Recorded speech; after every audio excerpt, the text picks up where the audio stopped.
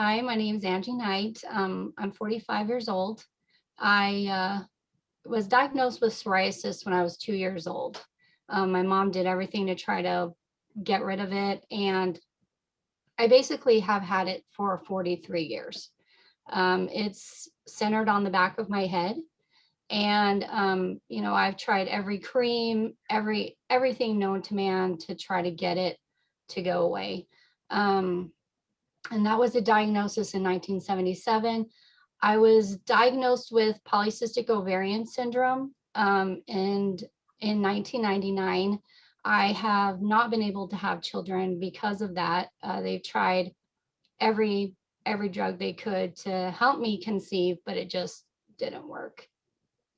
I was diagnosed with type 2 diabetes in 2000, insulin dependent after many tries with metformin and all other kinds of pills that just really screwed up my digestive system.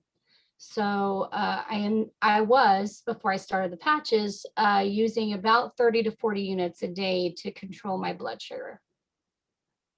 That was a combination of fast acting Humalog and 24-hour Lantus, which you take at night to help you when you wake up for your fasting sugar.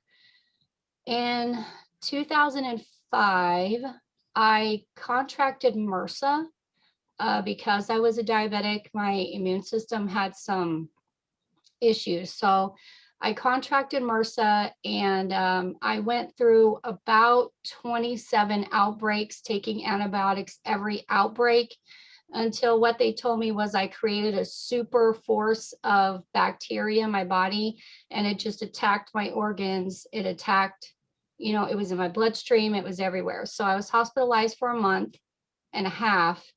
And for a month, I was in an induced coma. And they gave me a lot of medicine. They gave me amnesia medicine because it was induced. My brain had not shut down. So they give you the amnesia medicine to keep you from remembering the whole time you were in the coma. So that has affected my short-term and long-term memory.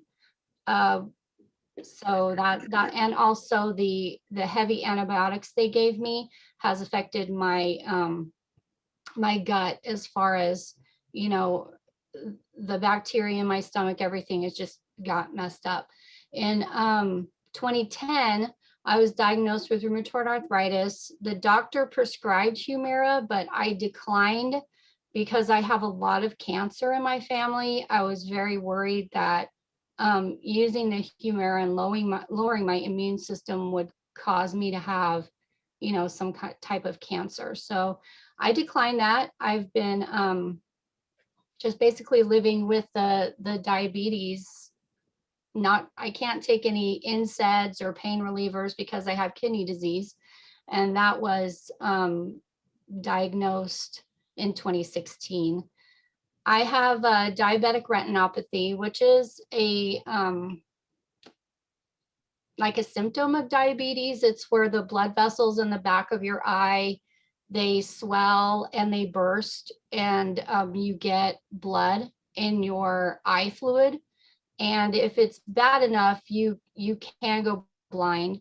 And if it's bad enough, you will need to have laser surgery, or what I had in my right eye was a vitrectomy with an eye peel, which they go in and they suck out all the vitreous fluid out of your eye. They do some surgery. They peel the back of your eye and they take all of the gel out of the back of your eye so that you won't get any bleeding anymore, but it does affect your sight. So in my right eye, I've had that done, and my peripheral vision is very limited on my right eye. I'm trying not to get my left eye done. The doctor's been pushing me and pushing me and pushing me to do it for 2 years, but I just really am trying very hard not to get that done in my left eye. I have diabetic neuropathy, which it was diagnosed in 2017. It's mostly on my feet. The nerves get damaged, and then you can't feel the bottom of your feet. So it's really trying. You have to make sure that the bottom of your feet aren't hurt because you cannot feel it. There's times where I will form a blister and I don't know it's there, or I've dropped something on my toenail and I don't realize it until the day it falls off. And then I'm like, oh, something's happened to my foot. So that's interesting. And then in 2020, they told me I was basically starting to become a type 1 diabetic, meaning that type 2, your pancreas is still creating insulin.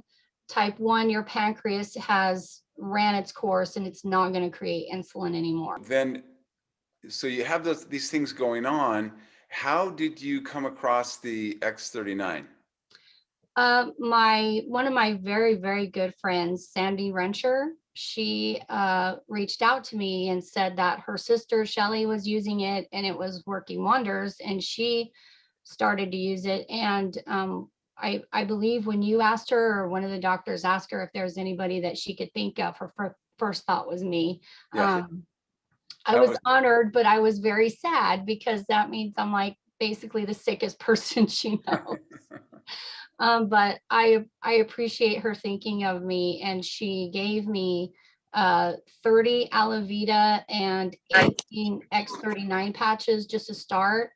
And that's how I started it. And then just 3 days ago, I got my gold package with my patches. So what has been your experience since you started wearing the patches? Tell us what's been going on since then. Well, what proved? during the 18 days that I took the X39, my insulin use went down from 30 to 40 units to a total of 20 units in 18 days. So Wait a second. You were using 30 to 40 a day, yes, and then you only used 20 in 18 days? yes, Wow. yeah. So And I didn't, what I didn't want to do is go on a carb-free diet or do any type of help on the patches. I wanted to see how they would do if I did eat some good carbs, if I did try to eat healthier, but I didn't want to sabotage the patches by, cutting out sugar completely and stopping carbs and everything, because then I wouldn't have known if the patches were going to work or not. So, what I did is I definitely cut out white flour and white sugar out of my diet, just because if I'm going to use the patches, I need to give them a chance. And fighting against white sugar, white flour, all that is kind of ambushing them and expecting them to work miracles. So what I did is I got off white flour, white sugar. I still ate healthy carbs. And this is the result of that. I only took 20 units in 18 days. Wow. Were there any other changes as well besides blood sugar? Yes, the floating blood in my left eye was worse than my right because I've had the surgery on my right, but my left eye floating blood was pretty significant, and it was very difficult to see. It's really hazy when it mixes in with when the blood mixes in with your eye fluid, it Sure. becomes gray and hazy. So it was really difficult to see. And after I used the Alavita, the blood was diminishing. There wasn't that much swirling around anymore. I could see better. And the flashes of light and stuff like that were going away. So you monitor your blood sugar all the time as a diabetic. Right. I have a Libra sensor, which it's in my arm right now. And you just pass the tester over it and it tests your sugar. I don't have to prick my finger or anything. And that's what tells you how much insulin you need to use. Right. Okay.